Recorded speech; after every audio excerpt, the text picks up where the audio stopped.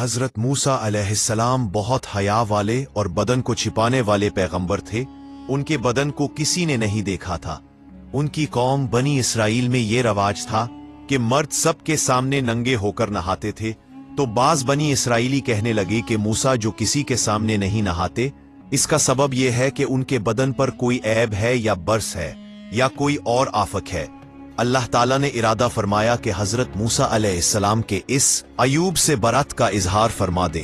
ایک روز حضرت موسیٰ علیہ السلام نے خلوت میں غسل کرنے کے لیے اپنے کپڑے اتار کر ایک پتھر پر رکھ دیے۔ جب غسل سے فارغ ہو کر اپنے کپڑے لینا چاہا تو یہ پتھر حکم خداوندی حرکت میں آیا اور حضرت موسیٰ علیہ السلام کے کپڑے لے کر بھاگنے لگا۔ حضرت موسیٰ علیہ السلام اپنی لاٹھی اٹھا کر پتھر کے پیچھے دوڑے۔ اے پتھر میرے کپڑے، اے پتھر میرے کپڑے کہتے ہوئے چلے، مگر پتھر